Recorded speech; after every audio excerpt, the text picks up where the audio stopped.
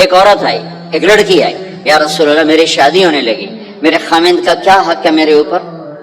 دونوں طرف کی میرے نبی نے زندگی سکھائی. میرے نبی نے فرمایا تیرے خامند کے جسم پہ پھوڑے نکل آئیں, پھوڑوں میں گندا پانی جمع ہو جائے, پیپ جمع ہو جائے, اور تو زبان سے چاٹ چاٹ کے اس کے زخموں کو دھوئے, تو بھی تو نے اپنے خامند کا حق ادا نہیں کیا ہے. تو اس طرح لائف کو بیلنس کیا میرے نبی نے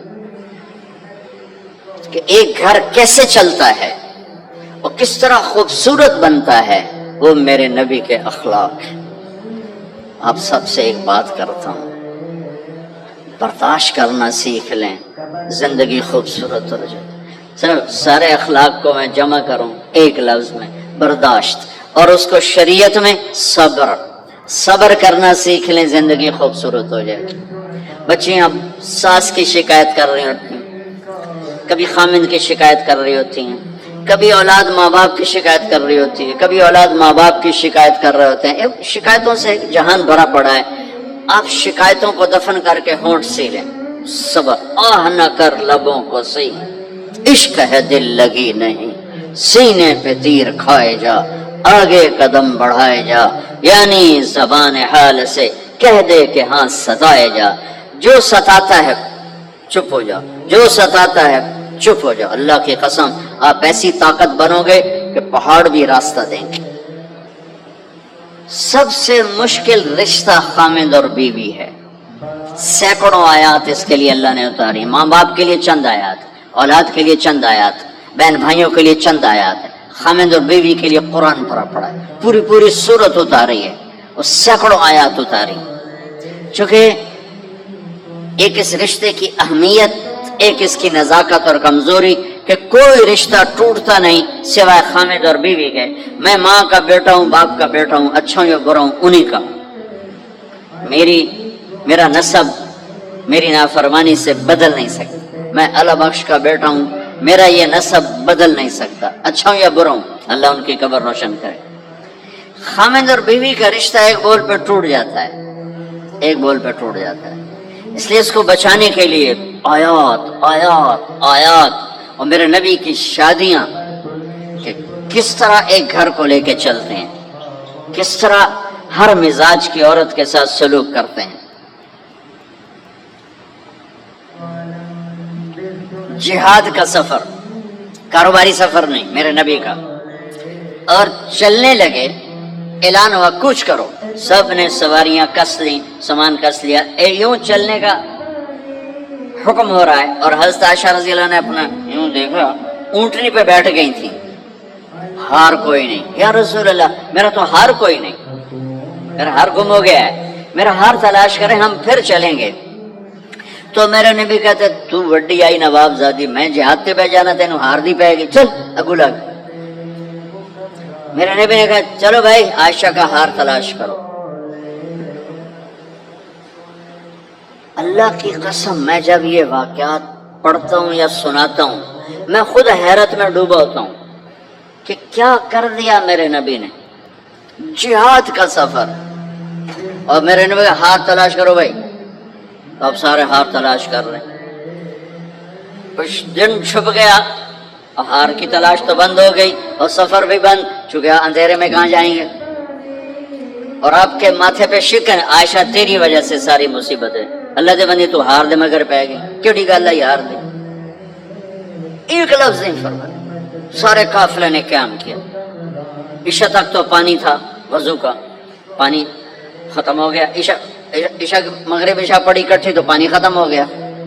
اب پانی ختم ہو گیا تو فجر کی نماز آ رہی ہے, پانی کوئی نہیں ہے. تو سارے صحابہ نے ابو بکر پہ چڑھائی کی, ویکھے تیری دید مگر ساڑے نال کی بنی, ہوں اسی نماز کے میں پڑھنی ہے, پانی تو ہے نہیں, تو وضو کے میں کرنا ہے. اب ابو بکر کو غصہ چڑھا, ایک دم, وہ تو باپ تھے, وہ گھس گئے خیمے میں. آگے دیکھا تو اللہ کے نبی اما عائشہ کی گود میں سر رکھ کے سوئے ہوئے تھے, اور اما جی ایسے بیٹھی تھی, آپ کو سارا دیکھ رہی ہوں. اب بولے تو خطرہ ہے آنکھ کھل جائے گی, اور غصہ بھی چڑھا ہوا ہے, باپ بھی ہیں, تو اب مجھے دیکھو کیا کر رہے تھے.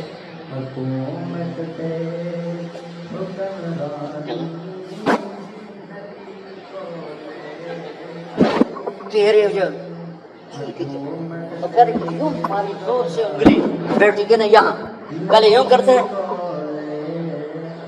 پھر ایسے ماری زور سے. وہ کہنے کہ میں ایسے سخت ہو گئی تاکہ میں ایسے نہ ہوں کہ اگر میں تھوڑا حرکت کی تو اللہ کے نبی کی آنکھ کھل جائے گی تو مارے گا ٹھا ٹھا ٹھا منہ سے کہہ رہے اور وہ ایسا کر کے بیٹھی چمک غصے میں باہر چلے. اب آپ کی آنکھ کھلی فجر پر تو عائشہ نے کہا یا رسول اللہ وہ تو باہر تو بڑا مسئلہ ہو گیا ہے, پانی کوئی نہیں ہے اور نماز کا وقت ہو گیا ہے, وضو کیسے کریں. سبحان اللہ, اللہ نے قانون بدل دیا. دنیا میں پہلی دفعہ ہونے لگا ہے 1,24,000 نبی آئے, پانی نہ علی وضو ہو سکتا ہے, اس کے علاوہ نہیں ہو سکتا. میرے اللہ نے قرآن اتارا فَإِن لَّمْ تَجِدُوا مَاءً فَتَيَمَّمُوا صَعِيدًا طَيِّبًا فَامْسَحُوا بِوُجُوهِكُمْ وَأَيْدِيكُمْ. اچھا میرے بندو پانی مک گیا, چلو مٹی چاہتے منہ تے مارو تے دوئی چاہتے ہاتھاں تے مارو تے تمہارا وضو ہو گیا, چلو تیمم کرو اور نماز پڑھو. اب وہ جو سارے ابو بکر پہ غصے ہو رہے تھے کہنے لگے واہ ابو بکر بھائی تیرے تو فعل کی کم بن گیا, تیری دھی دے تو فعل کی کم بن گیا. تو اسید بن حذیر پہلے ذرا زیادہ گرم ہوئے تھے تو وہی ابو بکر تیرے گھر کی یہ پہلی برکت نہیں ہے, پہلے بھی بہت شمار برکتیں تیرے گھر کی تو فعل امت کو ملی ہیں. تو اللہ نے تیمم کی آیت اتار دی. حضرت عائشہ کو ڈانٹ پلانے کی آیت نہیں آئی کہ میرے نبی تیری بیگم کے ہار کی وجہ سے میرے دین کا کام رک گیا اور میرے بندوں کی نماز خراب ہو گئی اور ان کو پانی سے محروم ہونا پڑا. میں قربان جاؤں اپنے رب پر, اپنے حبیب پر, اس ماں عائشہ پر.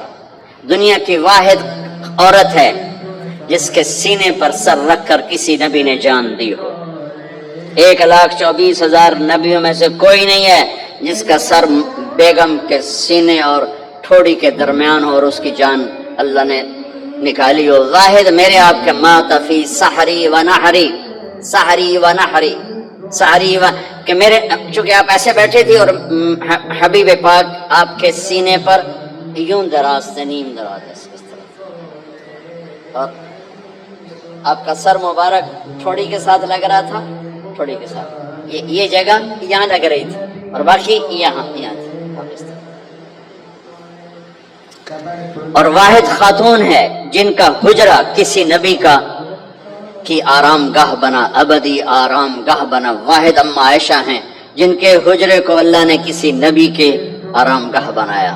اور یہ واحد حجرہ ہے جہاں 70,000 فرشتہ صبح آ کے درود و سلام پڑھتا ہے اور شام تک پڑھتا ہے, اور شام کو 70,000 نیا آتا ہے اور صبح تک درود و سلام پڑھتا ہے اور واپس چلا جاتا ہے.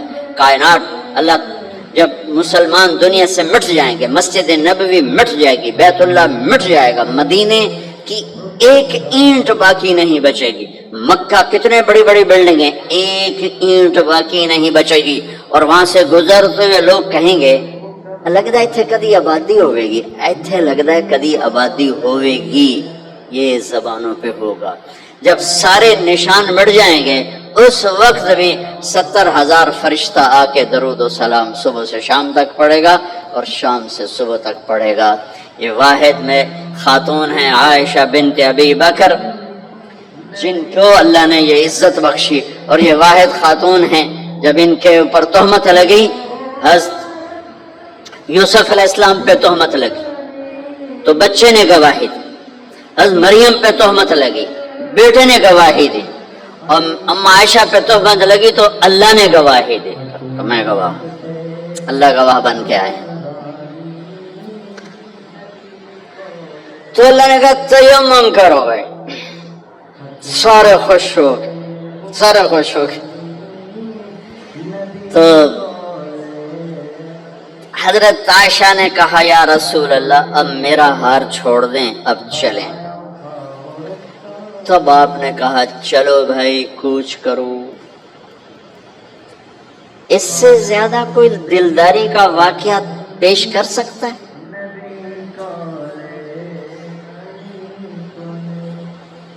سبحان۔ اور جب اونٹنی کو اٹھایا گیا وہ ہار کا دھاگا ٹوٹا اور پھسل کے اونٹنی کے نیچے چلا گیا، وہ سارے کھبے سجے ہوئے رہ گئے، ہار نیچے پڑا تھا۔ جب اونٹنی کو اٹھایا تو ہار نیچے سے نکلا، تو صاحب نے کہا لے بھی عائشہ تیرا ہار بھی لگ گیا۔